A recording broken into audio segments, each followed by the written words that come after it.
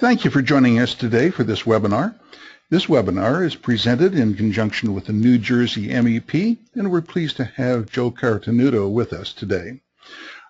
Firestorm is presenting the webinar.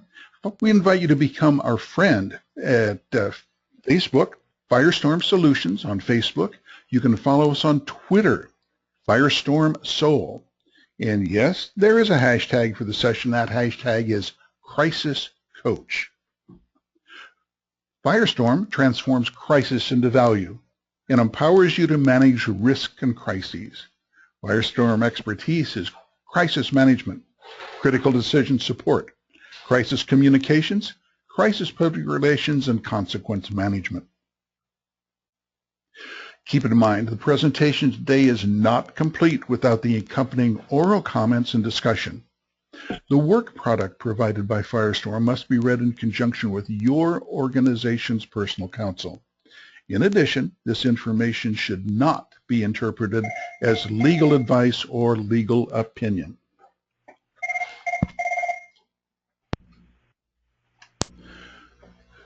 Today, New Jersey MEP is the co-sponsor and host of this Crisis Coach webinar series. The subject today is workplace violence prevention. This is part 3 of this three-part series.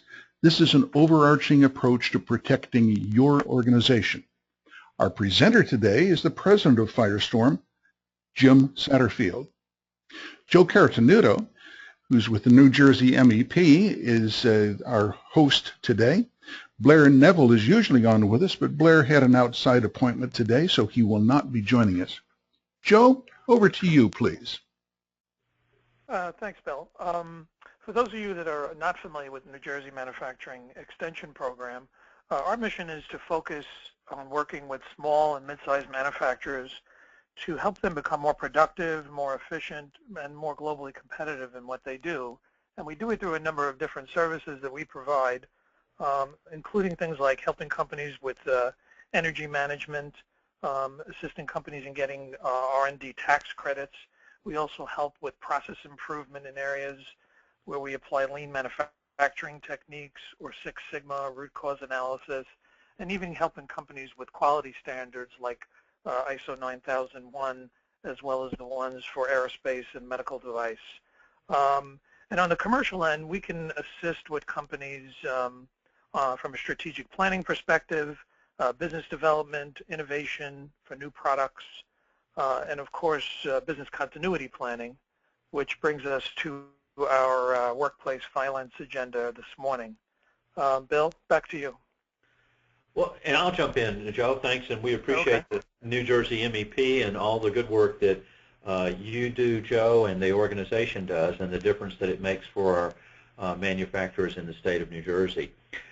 As we think about some of the things that you were mentioning there, we're seeing a merger of quality and risk together. The new ISO standards, in fact, have added risk to quality for the certifications and the involvement there. In a future webinar, we're going to look specifically at that today. But as we speak today, and by the way, everybody, I'm Jim Satterfield, president of Firestorm. We're going to talk today a little bit more about the workplace violence aspects of it. And it's the end of this three-part series where we've explored this. I wanted to share with you a survey that we've recently done with 400 businesses. And if you look at some of the statistics here, I think you're going to find them interesting. 58% of the businesses reported that their plans were a work in progress. 44 said that they weren't sure that they had the plans in place that they needed, and 55% indicated that they needed some guidance in those directions. And if you find yourself in those areas, then I think that's part of what Joe's been talking about and why the New Jersey MEP has underwritten this webinar series to provide information and advice and planning. The pie chart that you see down in the bottom right-hand corner of your screen is a survey of those of you on today's webinar.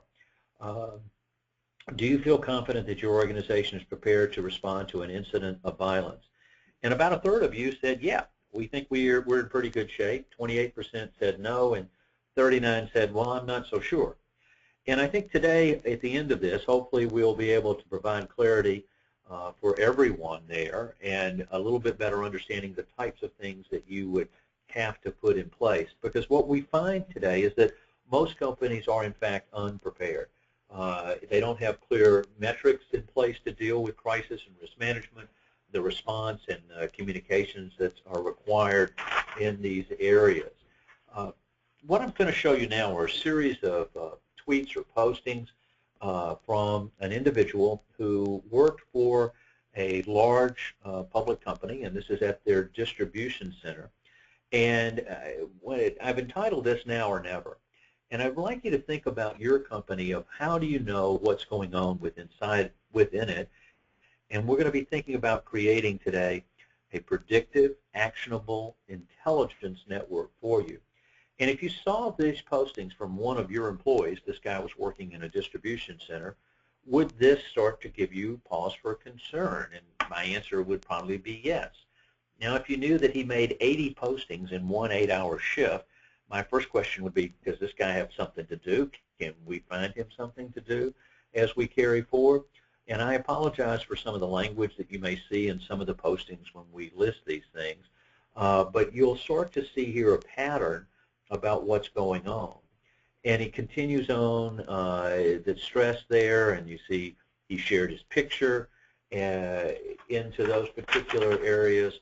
It continued to escalate, and we had the ability to identify where he was within the facility through a geocoding program. And as you look at it, it turned out that there was racial tension between this individual and his boss. And one of his last tweets for the day was, the only way to settle this was with a gun, and he's going to bring a gun to work tomorrow to handle it. If this was within your organization, would you want to know about it now or when the gun comes to work tomorrow? And that's the aspect when we think about creating an intelligence network that becomes very important as we go forward. So the question I would ask you is, can you identify your organization's next crisis? And hopefully it's not only we can, you can. And we think about natural disasters and getting involvement in those directions, but there are over 2 million episodes of workplace violence annually in the United States. We almost cannot pick up the paper or look at a newscast without seeing a story of someone taking an action. And we're seeing domestic violence moving into the workplace in addition to the other elements of it. So if we're thinking about creating an intelligence network, there are 4 components as far as focusing on workplace violence, which is our theme today that we're looking for. Background checks, anonymous reporting, behavioral risk threat assessment, and social media monitoring. In our January webinar, we talked about anonymous reporting, and in our February, we talked about behavioral risk threat assessment, and we'll kind of review some of those points again today. And today, we're going to really go into the social media monitoring and tying it back into the intelligence network as we put it together. But on background checks, I just wanted to make sure that you are aware of what best practices are at this point in time. If you have any involvement with children, you have to do an annual update. Background checks done once, and you've hired that person 3, 4, 5 years ago, you don't know what else has gone on in their life. It's not a requirement in a normal business environment where children are not involved, but if you want to be absolutely safe, doing an annual background check gives you a much better indication. If your background checks are looking at federal felony database and doing a search there, that's good. You'll know if the person was ever sentenced in a felony conviction. But if they were arrested on a felony and plea bargained it down to a misdemeanor, that will not appear in a federal database search. That will only appear at a county level. So if you're looking at making a hiring decision as you go through that process, I would encourage you to make sure that your background checks look at misdemeanors on the county level that's involved. The good news is this isn't a major uptick in expense, but the level of knowledge certainly increases. By the way, if you do this annually, you would then pick up if there had been a drunk driving arrest, if there had been other activities associated that could give you pause within your company, and even if you're not dealing with children, there would be an indication that would be helpful. So when we think about workplace violence, we think about warning signs, and almost every one of these is preceded by a warning signal. And as we think about that, this element of a behavioral risk threat assessment is about identifying that person that's at risk before that gun comes to work. Now, as we think about a continuum of behavior, those things that are just minor infractions, that's the normal discipline. You deal with that within your plan and your organization on a regular basis. It's not a particular problem for you. If it's violence, if there's rises to that level, you're going to pick up the phone and call 911 and deal with it at that point in time, and you are really focused on that. But what about that area in the middle, right in between the routine, normal discipline and the violence of an action? Those are behaviors of concern. That's where doing a risk assessment and training your people on what are the signs to look for, what are the steps that we need to take and carrying forward will make a significant difference within your organization. And you are evaluating that middle range and dividing it into 3 groups: guarded, elevated, or severe. In each one of those stages, we would take different actions to manage that and lower it. The thermometer you see over on the right shows that really the goal here is obviously intervention at the behaviors of concern before it escalates up to threatening behavior, physical injury, or death.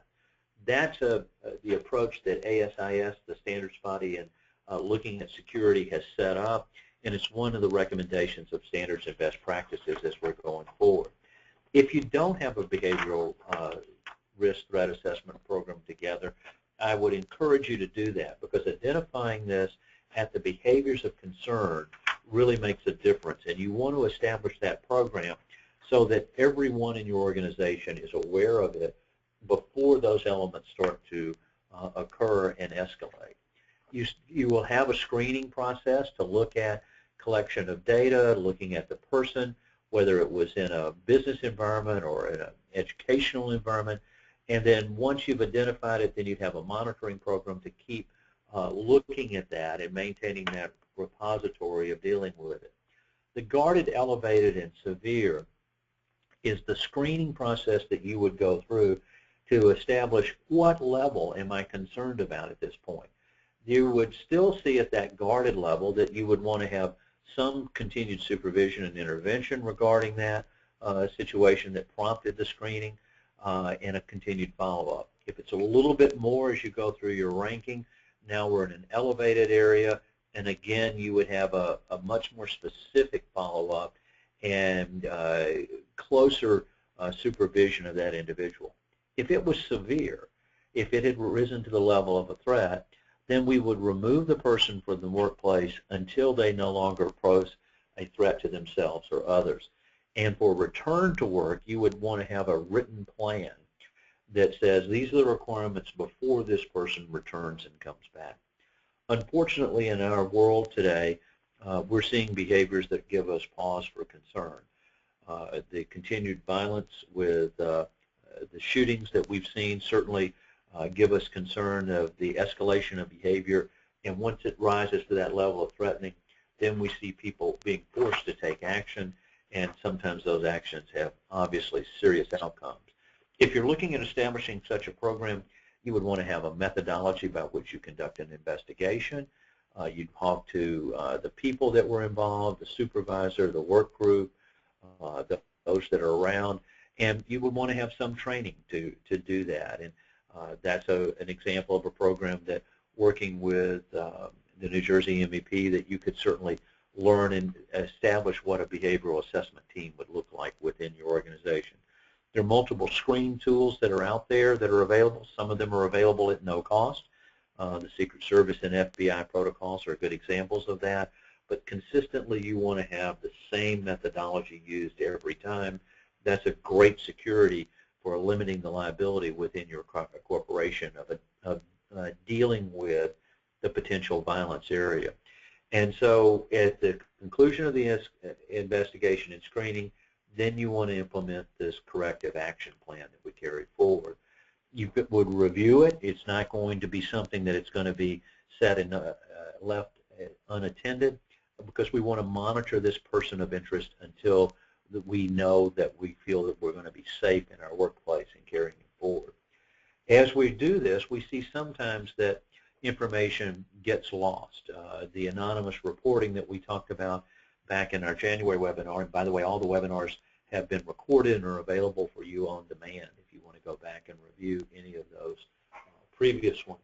And it's making sure that everybody is aware of what the behaviors of concern are within your organization and that they know how to share that information. And the more that we can support anonymous reporting and coming in, the more information you're going to find out before it escalates to a violent act within that direction. And then keeping track of that information becomes important. That's the central repository. If the supervisor saw this and somebody else in another department saw that, or you picked up an observation, you'd want to be able to contain that information in one spot so that we don't miss a potential risk or threat that would be associated with it.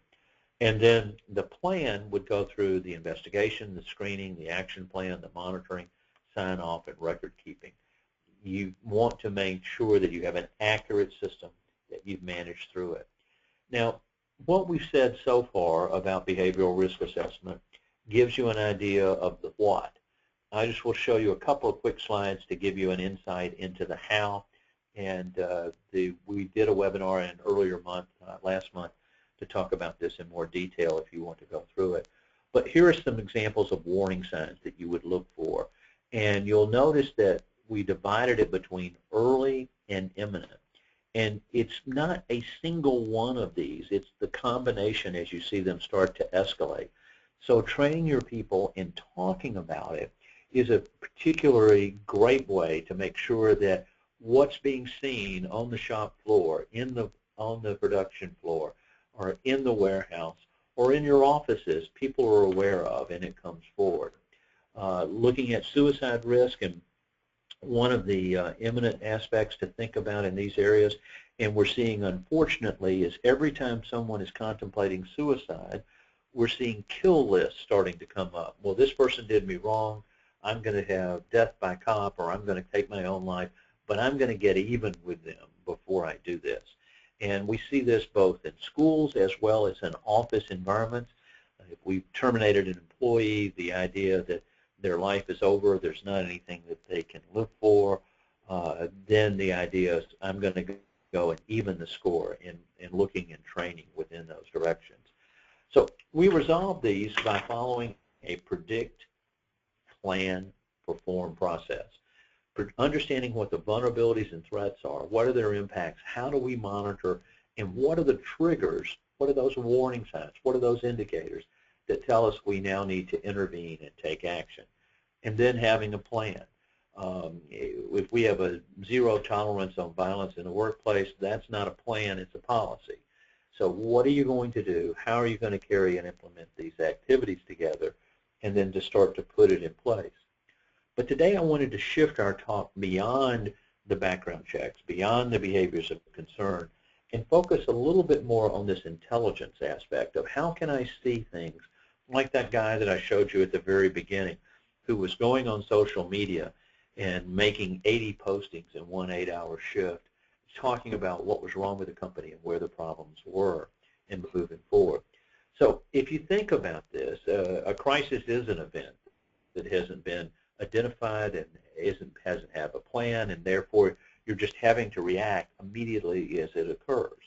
We'd all be better off if we knew something was about to happen and then had a formal plan that we were implementing and carrying forward. And we do this at two different levels. One is listening, the other is looking, and we're going to touch that a couple of times on the next few slides to come back. But listening is more of listening in general to what's being said. Now, we can do this by looking at conversations on social media. We can be listening to conversations that are happening in the workplace, and we're looking at streams, we're looking at phrases, we're looking at words, and it provides us a general situational awareness. The types of comments that we saw from the individual on the earlier slides where he was making threats, that's looking. Now we're looking at a specific location. We're looking at a specific individual or an event. And then we can look at what their sphere of influence, who they're talking with, and we have the ability to go back in time and see what did they do last week or the week before. Similarly, as you would have a video camera at some of your entrances to determine who has access, who's coming on or off of your premise or what's going on, a lot of this information is posted out on the internet. And so that's really what we want to start to focus in on and looking at it. Geocoding means that we can actually set up a geofence around your location and find out the postings that are in the public domain that are there that you can see what are people saying about this in your work area. So in order to do that, we need to focus on a couple of points. First, social media is not random, it's targeted.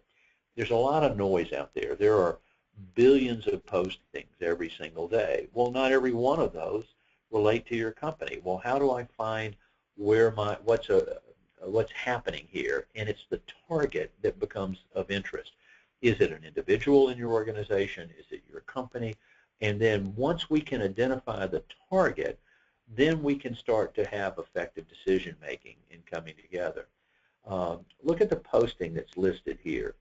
Next time you decide to do lines of cocaine in the office, you should be a little more discreet. Doing it in front of me is a bit obvious. Plus, it was like 2 a.m. This is a whole Facebook posting that was made on an employee's Facebook by someone else. This information, if that was your company, would have been an opportunity for you to know that someone was making this accusation and that something needed to be done about it. So when you think about social media, I want you to remember that it's targeted. It's targeted toward an action, a person, an event, a fact, a piece of information. And what your concern would be, what do I do when it's targeted toward my company or my employees, and how do I know that? Now, one of the commonalities of the world that has been around is that when people know, they talk. And today, people talk on social media. If you've gone to dinner with someone with teenagers and you'll see them sitting there across from each other with their smartphone on their thumbs typing messages as opposed to just speaking directly, the world has shifted to social media in a variety of different areas. Now, there's an old story about the only way that two people can keep a secret is if one of them is dead. But people know what's going on. And when they know, they talk. And they're talking on social media. But if you're not looking at the social media, if you're not looking at those areas that are out there to see, you'll miss it. Shout out to the guy who's going to work drunk. And that would be information that someone posted about a particular driver. And if we blew up that license plate, we could even tell you who the driver was that was going on. So today, words matter and intent matters. We learn those childhood songs about sticks and stones may break my bones, but words will never harm me. Well, that's not true. Words do harm, and they do have an impact. You'll notice the posting here by one student to another, say one more thing about my brother and I'm going to kill you.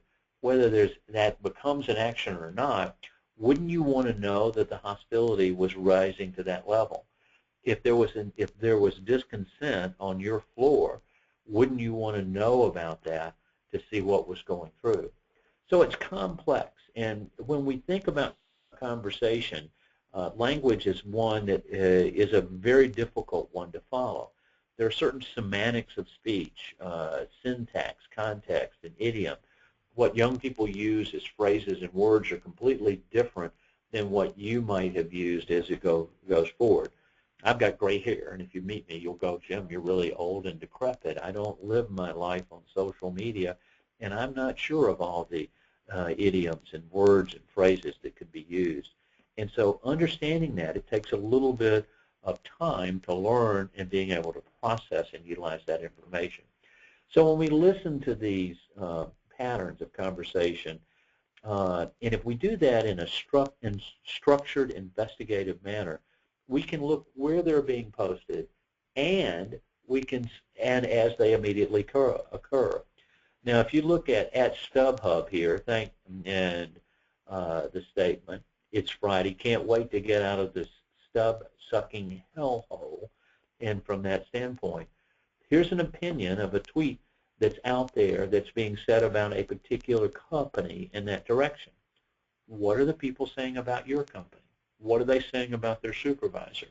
Remember the first conversation that we had today talking about the supervisor that was a particular problem and that actions needed to be taken. Let's carry this a little bit further and say we can now see the impact of that. Here is a fast food worker. She hit the blunt. That's smoking a marijuana cigarette. And a picture was taken and posted of that particular employee. If this was your location, would you want to know about it? But it wasn't one picture and one employee. It was another. You intervene here becomes important. And because we don't have long to wait, what's on social media is already in your organization now. You have to look forward to it, and you can see it continues on at McDonald's, just hit her blunt. And so when you look at that aspect of it, if this was your franchise, if this was your business, if this was your manufacturing location, if this was your tool and die shop, would you want to know that you had workers who are using equipment that potentially has danger associated with it or safety issues and concern, and they're smoking marijuana at work? That information is available on social media. We worked with another company, and they had workers on their roof repairing the air conditioning and HAV systems. And as they were working there, they posted pictures of them drinking beer on the roof while fixing the equipment.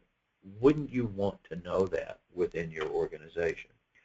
So behaviors of concern, and we start to combine it with the experiences that you move forward, then you have predictive, actionable intelligence.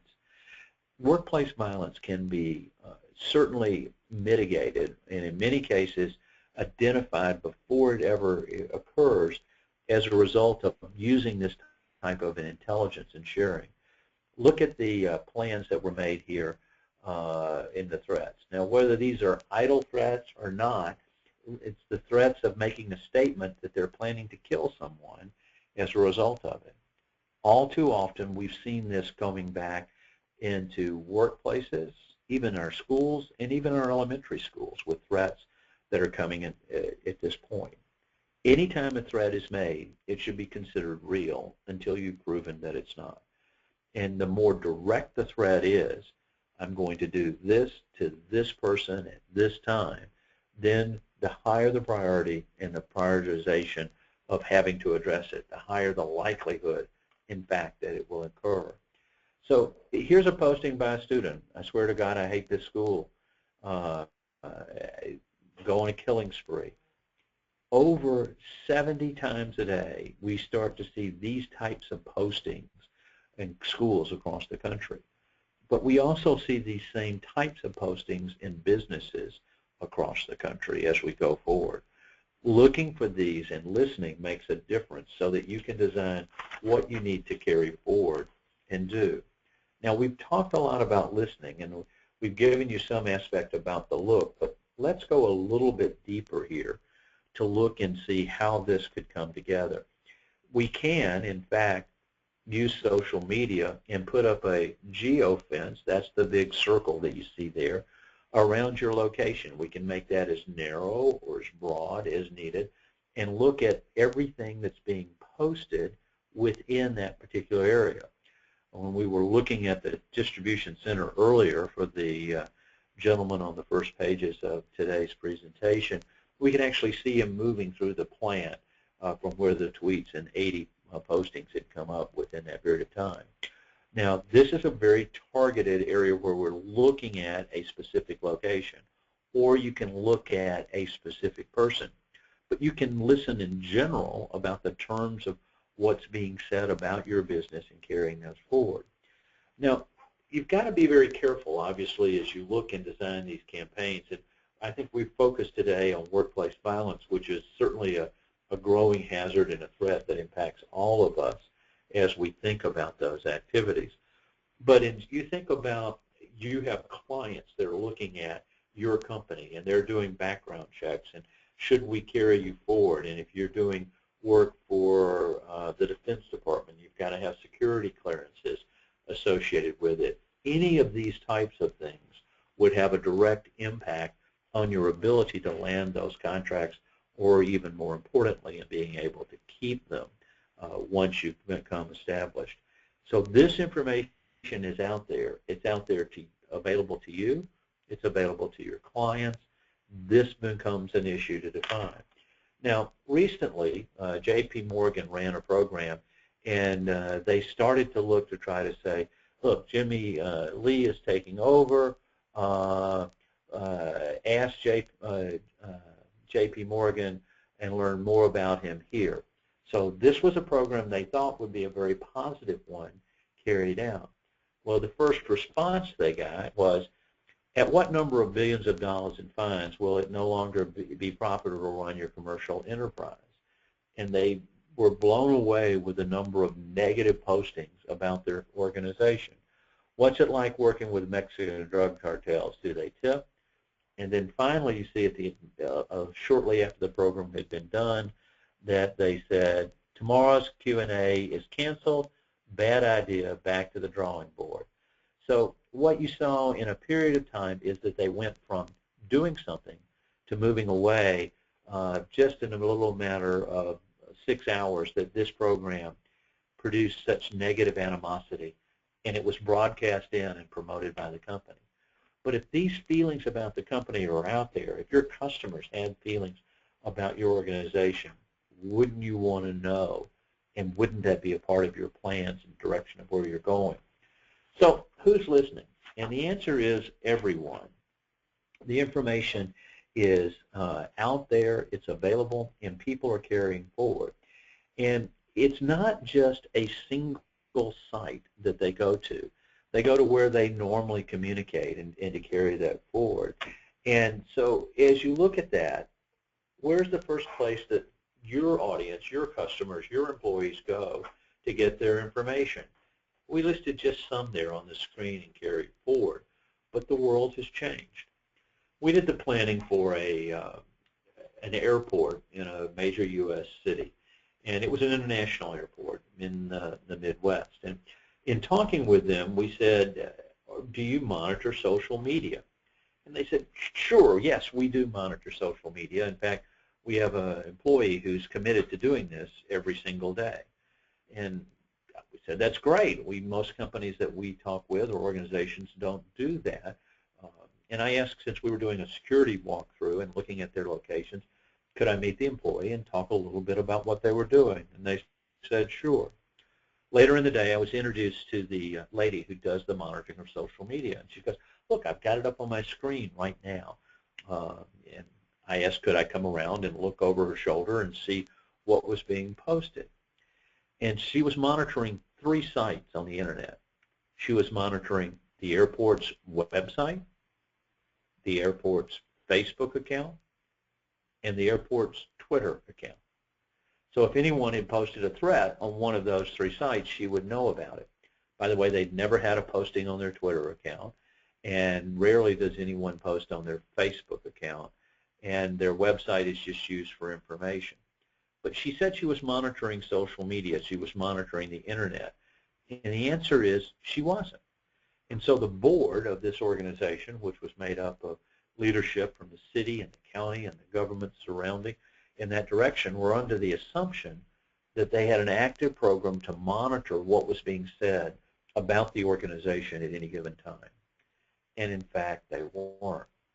If you're not listening and you're not looking, then workplace violence already has a clear door into your organization. Knowing what's going on, that people are frustrated. We've come out of significant economic crisis from 2008, and we've started to see a very strong recovery. I noticed that the stock market yesterday was fluctuating again with around the fear of interest rates starting to go up and having a direct impact. But we're seeing directly domestic violence moving into the workplace. We're seeing tensions between employees rise to the point where violence is the only solution. These behaviors of concern are an issue that affects each one of us in our work every single day. With 2 million episodes of workplace violence, compare that to the 70,000 disasters that are forecast by the Red Cross for the United States each year. 70,000 versus 2 million. Now, the majority of the Red Cross disasters that they forecast are fires. They're not all earthquakes and hurricanes and tornadoes, and more people die as drowning in floods than any of the other disasters, but those are significant. Those get the headlines. In many of these violence episodes, when the individual brings the gun to work and large number of employees are shot or customers are shot, we see those threats that are going forward. When we look at this, violence has become a new way of life for us here. And with 2 million annually, the probability that somewhere in your business career you'll have a chance to see that within your organization becomes very critical. OSHA has identified workplace violence as a known hazard. You're required to have a plan to deal with it. Yet in the beginning of our survey today, our webinar, the survey said that about a third of you felt that you had that covered. 2/3 obviously were either didn't feel you had it covered or were unsure. When you look at all of the elements there, I would challenge you that you need a program to identify behaviors of concern before they escalate to acts of violence, and that can be done. You can do it through the background checks and the screening of employees before you hire them, or the annual review of what's public information about that employee. You can do it by having a program where that it's safe to tell, safe to share, the anonymous reporting aspects, and training your employees of what behaviors to look for. If you've got an employee who's normally been on time and now starts becoming late, someone who's frustrated about their financial problems or their marital status at home, someone who feels the pressures that are starting to come together, and where they were positive in meetings, now they're argumentative, and those changes of behaviors. And as you look at it and you start to see the factors add up, there comes a tipping point, and the employee views that violence is the only answer. That's why we want to talk about these things. And across the board, we see that there's an opportunity for you to monitor the information that's available in all of these areas. In dealing with another organization, we saw a posting that their security guard says, well, I'm not going to chase shoplifters anymore because the company doesn't care and it's just not worth it, and et cetera, and posted it under a false name, which is not surprising, but did include his picture. So when the picture was shown to the company, they could identify which employee felt that way to know immediately about what's going on. When people know, they talk. And today people talk on social media. If you don't listen to what they're saying, if you don't look at what they're saying, there are threats and vulnerabilities and risks that are inherent within your organization, and you're not addressing them. In today's environment, we need to do that. So where do you go from here? Do you want to know what's going to happen tomorrow? If you do, you need to look. You need to train your people to focus on these behaviors of concern and let them know that it's okay to come forward and to establish this type of an intelligence network. Can you afford not to know? Because if you wait until that gun comes to work, until the act of violence has occurred, it's your people that have now been impacted. It's your brand, it's your reputation, and it can become a crippling one for any organization. If you'd like to know more about how your plans align to best practices, you can give us a call, or we can certainly help you establish your own intelligence network or schedule some crisis coach training. This webinar series is underwritten by the New Jersey MEP, and they've made available a business continuity self-assessment report, or if you want a workplace violence self-assessment, that can be arranged, and the cost of that has been underwritten by the New Jersey MEP. So there's no cost to your organization to do this, and that might be a good first step to start to carry forward. My thanks to the New Jersey MEP for making this information available to everyone today and coordinating on this area. Joe, is there anything you want to add today to what we've been talking about with workplace violence? Sure, Jim. I think one of the important things to note is that this assessment really just takes a couple of hours or less and can really identify areas of vulnerability for companies, and it's just an opportunity to expose to a company to where its vulnerabilities are. So it's a small investment in time and actually no investment in dollars to be a little bit better informed. And they can do that through Firestorm, or they can do it through NJMEP.org, and they can request the assessment. And thank you, Jim, for your presentation. That was excellent. Well, thanks, Joe, and we appreciate it. The reason that the New Jersey MEP and Firestorm have teamed together to do this is we would much rather help you before there's a crisis, before the gun comes to the workplace, than trying to deal with the aftermath of those types of events. This is a disruption that we're seeing across the country and in multiple locations at exactly the same moment in time. So if you've got questions about today's webinar, you can contact the New Jersey MEP. You can reach out to firestorm.com.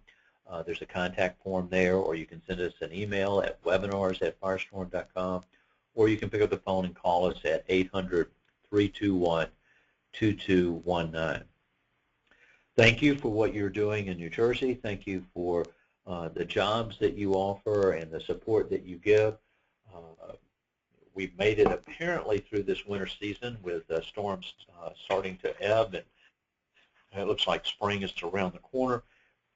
Natural disasters and disruptions, as Hurricane Sandy did a number of years ago, are significant. But workplace violence is significant also, and its likelihood is much more common than being struck by one of these major natural disasters that's outside. It's a part of who our country is today. It's a part of who your workforce is today. I would encourage you to make sure that you have a workplace violence program in place. It's a workplace violence prevention program, and then the difference will be made. And one of the key elements there is to have a predictive, actionable intelligence program, so you know what's going to be happening today and tomorrow within your company. Thanks for investing 45 minutes with us today. We appreciate your time, and if you would like a copy of the presentation, reach out. We'll be glad to share that. If there are others that you want to see it, it'll be available a little bit later today on demand. Thanks, everyone, and have a great day, and have a wonderful weekend, and welcome to spring. Talk to you later. Goodbye. Bye. Bye.